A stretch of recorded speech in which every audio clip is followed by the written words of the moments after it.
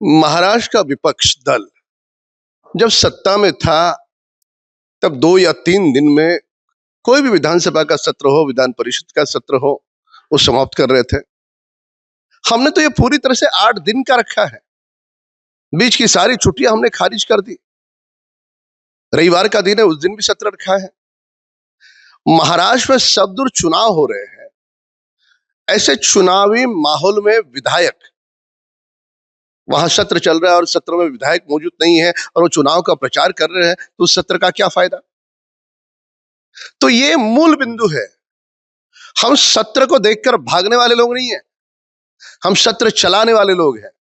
तुम्हारे में हिम्मत है, जो मन में आए, जो मर्जी आए, लोगों के हितों के प्रश्न पूछो, उसका जवाब हम देंगे।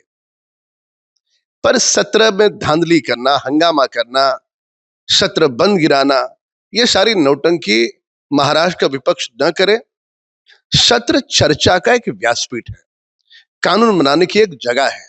इस बात को अपने मन और जहन में रखें। श्री राम मंदिर अयोध्या में बनने जा रहा था, जिस मंदिर पर सवाल उठाने वाले श्रीमान उद्धव ठाकरे, और मंदिर वहां बनने के बाद जिस दल के नेता को सबसे अधिक दुख हुआ होगा, उस गांधी परिवार के गोद में बैठने वाले श्रीमान उद्धव ठाकरे, अब मंदिरों की चर्चा करेंगे।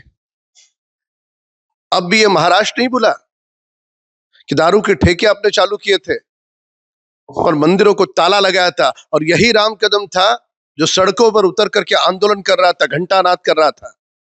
उस समय आपका मंदिरों के प्रति प्रेम कहां चला गया? आपके सांसद जब चुन करके आए तो पाकिस्तान के झंडे ले रहे थे, पाकिस्तान जिंदाबाद के, हिंदुस्तान मुर्दाबाद के नारे दिए जा रहे थे, तब आपका हिंदुत्व कहां था? तो इसके लिए बोलने के लिए खैर वो इस प्रकार की बातें बोलते हैं, पर स्वर्गीय बाला साहब ठाकरे जी के हिंदुत्व को त्यागते नहीं तो शायद इतनी बद से बदतर हालत उनकी नहीं होती। देखिए, सत्र होता है चर्चा का व्यासपीठ, वहां पे आप मुद्दे रखें। पर देश के प्रतिपक्ष की ओर से देखा गया है कि सदन में कम बोलते हैं, सदन में हंगामा अधिक करते हैं, और बाहर आके मीडिया के कैमरे के सामने बातें रखते हैं। उनके सामने भी बातें रखें। करोड़ों रुपया खर्च करके वो सत्र रखा क्यों गया है? वह सत्र इस कारण रखा है कि पूरे देश की आवाज उस संसद में गूंजे और उस सदन में उसको न्याय मिले। आप उसकी बात ही नहीं करोगे, आप ओछी राजनीति में उलझे पड़ोगे। क्या गया आपको? जब मुद्दे नहीं बचते तब आदमी आक्रोश करता है, और वही आक्रोश प्रतिपक्ष की ओर से देखा जा रहा है। देखिए, लालू प्रसाद यादव जी के कई सारे ऐसे मामले हैं जहां पर उन्होंने बिहार की जनता के साथ लगभग डकैती की है। फिर गौ माता को लगने वाला चारा है, उसमें भी पैसे बनाओगे। खुद के घर के 3-3, 4-4 लोगों के मतदाता सूची में नाम लिखाओगे। घर के चपरासी से लेकर ड्राइवर तक सबको सांसद विधायक बनाओगे। तो उन कार्यकर्ताओं का क्या, जो हाथ में झंडा लेकर के घूम रहे?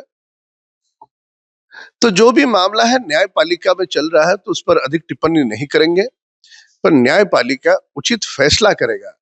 पर न्यायपालिका के फैसले के पहले ही बिहार की जनता ने फैसला दे दिया कि बिहार को लूटने वाले लोगों की जगह सत्ता में नहीं, सत्ता के बाहर है, और लालू प्रसाद परिवार को सत्ता से बाहर कर दिया। यही जनता की ओर से बड़ी चपराक है। अब न्यायपालिका जो भी चपराक देगी, जो भी फैसला देगी, उसका स्वागत होगा।